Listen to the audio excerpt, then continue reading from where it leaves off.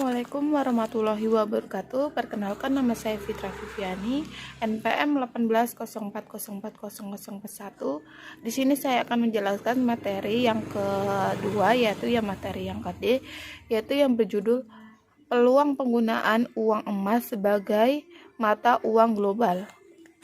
Ketetapan sifat uang pada emas. Setelah beberapa tahun, negara-negara di dunia meninggalkan sistem penupangan emas gold standar terhadap uang kertas, sehingga uang yang beredar sekarang dikategorikan fiat money. Dengan demikian, uang cetakan dari emas dan perak tersisih. Tak ada satu negara pun di dunia yang memberlakukannya sebagai mata uang. Seluruhnya menggunakan uang kertas. Fenomena ini yang kemudian memaksa para ulama untuk berpikir lebih lanjut posisi emas pada saat ini. Pendapat yang membolehkan di sini adalah menghukumi transaksi jual beli emas dengan cara angsuran sebagai transaksi yang mubah. Dan ulama yang berpendapat seperti ini, mereka beralasan bahwa emas pada saat ini tidak dapat dikategorikan sebagai barang ribawi yang harus ditunai dalam transaksi pertukarannya. Di antara para ulama yang menyatakan pendapat ini, antara lain, yang pertama, Ibnu Taimiyah menyatakan dalam kitab Majmu' Al-Fatawa, boleh melakukan jual beli perhiasan dari emas dan perak dengan jenisnya tanpa syarat harus sama kadarnya, atau yang disebut dengan tamatsul, dan kelebihannya dijadikan sebagai kompensasi atas jasa pembuatan perhiasan, baik jual beli itu dengan pembayaran tunai atau tangguh, selama perhiasan tersebut tidak dimaksudkan sebagai harga atau uang. Ibnu Qayyim menjelaskan perhiasan dari emas atau perak yang diperbolehkan karena pembuatan menjadi perhiasan yang diperbolehkan berubah statusnya menjadi jenis pakaian dan barang, bukan merupakan jenis harga uang. Oleh karena itu, tidak wajib zakat atas perhiasan yang terbuat dari emas atau perak tersebut, dan tidak berlaku pula riba dalam pertukaran atau jual beli antara perhiasan dengan harga uang, sebagaimana tidak berlaku riba dalam pertukaran atau jual beli antara harga dengan barang lainnya, meskipun bukan dari jenis yang sama.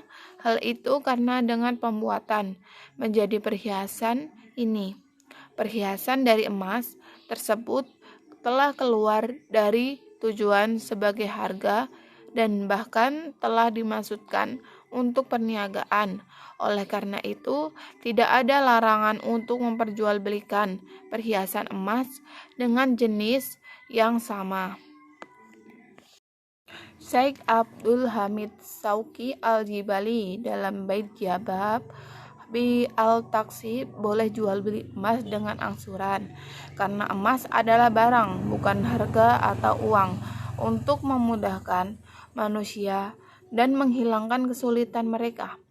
Fatwa ini berdasarkan pendapat ulama kontemporer, yaitu bahwa emas dan perak adalah barang sil'ah yang dijual dan dibeli, seperti halnya barang biasa, dan bukan lagi zaman atau harga atau alat pembayaran atau uang.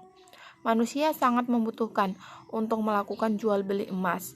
Apabila tidak diperbolehkan jual beli emas secara angsuran, maka rusaklah kemaslahatan manusia dan mereka akan mengalami kesulitan sekiranya pintu atau jual beli emas secara angsuran ini ditutup. Maka tertutuplah pintu utang piutang dan masyarakat akan mengalami kesulitan yang tidak terkira. Pendapat yang melarang. Maksud melarang di sini adalah menghukumi transaksi jual beli emas dengan cara angsuran sebagai transaksi yang dilarang. Dan ulama yang berpendapat seperti ini, mereka beralasan bahwa emas pada saat ini masih dikategorikan sebagai barang ribawi yang harus tunai dalam transaksi pertukarannya. Di antara para ulama yang menyatakan pendapat ini antara lain, yang pertama, pendapat mayoritas ulama, uang kertas dan emas merupakan saman atau harga atau uang, sedangkan saman tidak boleh diperjualbelikan kecuali secara tunai. Hal ini berdasarkan hadis Ubadah bin Samit bahwa Nabi Muhammad SAW bersabda, jika jenis harta ribawi ini berbeda, maka jual belikanlah sesuai kehendakmu apabila dilakukan secara tunai. Imam Syafi'i dalam fikih 4 mazhab. Semua yang bisa digunakan sebagai alat tukar bisa mengandung riba. Tidak ada perbedaan apakah alat tukar itu berupa mata uang atau bukan. Berupa mata uang, seperti emas perhiasan dan biji emas. Imam Nawawi berpendapat, mayoritas ulama berpendapat bahwa ilat keribawian emas dan perak adalah kelayakannya sebagai mata uang atau alat tukar yang dominan. Atau jika Anda mau, Anda dapat menyebutnya sebagai substansi materinya sebagai mata uang atau alat tukar yang dominan. Kedua ungkapan ini, pernyataan ulama-ulama di bawah ini, diambil dari konsideran yang dipakai Dewan Syariah Nasional Majelis Ulama Indonesia dalam Fatwa Dewan Syariah Nasional Nomor 77 DSN MUI F 2010 tentang jual beli emas secara tidak tunai, ditetapkan di Jakarta pada tanggal 20 Jumadil Akhir 1431 Hijriah, bertepatan dengan tanggal 3 Juni 2010 Masehi, mencakup bijinya emas dan perak yang dicetak sebagai uang, perhiasan, dan perkakas yang terbuat dari emas dan atau perak.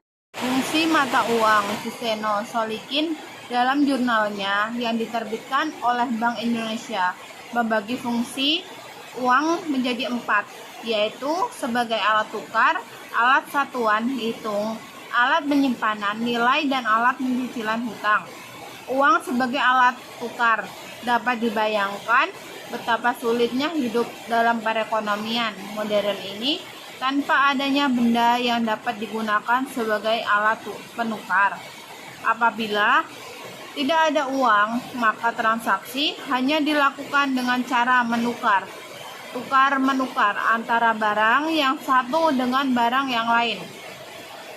Dengan adanya uang, seseorang dapat secara langsung menukarkan uang tersebut dengan barang yang dibutuhkannya kepada orang lain yang menghasilkan barang tersebut.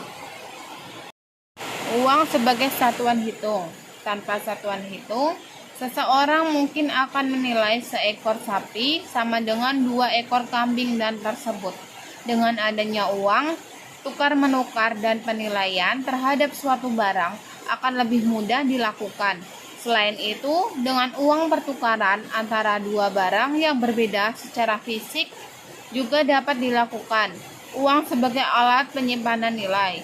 Sesuai dengan sifatnya, manusia adalah makhluk yang gemar mengumpulkan dan menyimpan kekayaan dalam bentuk barang-barang yang berharga untuk dipergunakan di masa yang akan datang. Barang-barang berharga tersebut pada umumnya berupa tanah, rumah, dan benda berharga lain. Walaupun kekayaannya yang dapat disimpan beragam bentuknya, tidak dapat dipungkiri bahwa uang merupakan salah satu pilihan untuk menyimpan kekayaan. Standar pencicilan utang, standard of different payment. Fungsi uang ini terkait dengan transaksi pinjam-meminjam. Uang merupakan salah satu cara untuk menghitung jumlah pembayaran pinjaman tersebut. Lebih masuk akal untuk meminjamkan uang sebesar 1 juta rupiah selama 5 tahun daripada meminjamkan 1 ekor kambing dalam waktu yang sama. Mengingat keadaan kambing dalam 5 tahun mendatang, sedangkan Glenn Davis membagi fungsi uang sebagai berikut. Yang pertama, spesifis function. Kebanyakan atau yang disebut dengan kebanyakan bersifat mikroekonomi dan abstrak. Yang kedua, satuan hitung. Yang keempat, ukuran umum nilai. 5. Medium of exchange. Yang keenam, sarana pembayaran. Yang ketujuh, standar pembayaran. Ke-8, tertunda. Ke-9, penyimpanan nilai. 10. Fungsi umum. Kebanyakan bersifat makroekonomi dan abstrak. Aset likuid, kerangka sistem, alokasi pasar harga, faktor penyebab dalam perekonomian, alat pengendalian ekonomi. Peran uang dalam perekonomian. Dalam keseharian masyarakat, sering sekali uang dikaitkan dengan inflasi, tingkat suku bunga, pertumbuhan ekonomi, kenaikan harga, dan hal lainnya. Ada yang mengatakan semakin banyak uang yang beredar, semakin berkembanglah ekonomi. Namun, jika hal tersebut berlangsung terus-menerus akan berdampak kepada inflasi. Begitupun dengan sebaliknya, jika peredaran uang semakin sedikit, pertumbuhan ekonomi pun akan semakin lamban. Ada juga yang berpendapat, semakin banyak uang yang beredar, maka suku bunga semakin rendah, dan begitupun sebaliknya. Lalu, apakah benar pernyataan tersebut sesuai dengan kenyataannya? Apakah benar uang dapat mengendalikan perekonomian suatu negara? Oleh karena itu, pada poin ini kita akan menjawab pertanyaan-pertanyaan tersebut. Berikut adalah peran uang dalam perekonomian menurut Solikin dan Suseno dalam buku yang berjudul Uang, Pengertian, Penciptaan, dan Peranannya. Uang dan kegiatan ekonomi. Pada dasarnya, peranan dan keterkaitan yang erat antara uang dengan kegiatan suatu perekonomian dapat dianggap sebagai suatu hal yang bersifat alami, karena semua kegiatan perekonomian modern, misalnya produksi, investasi, dan konsumsi, selalu melibatkan uang. Bahkan dalam perkembangannya, uang tidak hanya digunakan untuk mempermudah transaksi perdagangan di pasar barang, namun uang itu sendiri juga menjadi suatu komoditas yang dapat diperdagangkan di pasar uang. Dengan kondisi tersebut, sangatlah sulit dibayangkan apabila tidak ada benda yang namanya uang. Untuk mengetahui bagaimana peran uang dalam perekonomian, maka kita harus memahami aliran atau arus perputaran barang dan uang dalam suatu perekonomian. Ilustrasi sederhana mengenai aliran atau arus perputaran barang dan uang terjadi dalam suatu perekonomian dapat dijelaskan sebagai berikut, sesuai dengan fungsi uang sebagaimana telah diuraikan dalam poin kedua. Dalam kehidupan sehari-hari, masyarakat membutuhkan uang untuk memperlancar kegiatan ekonominya, baik berupa kegiatan produksi, investasi, maupun konsumsi. Sebagaimana diketahui, dalam setiap kegiatan ekonomi tersebut selalu terdapat dua macam aliran, yaitu aliran barang dan aliran uang atau dana. Sebagai contoh, dalam suatu kegiatan produksi, untuk menghasilkan suatu produk perusahaan membutuhkan input, misalnya berupa bahan baku dan tenaga kerja.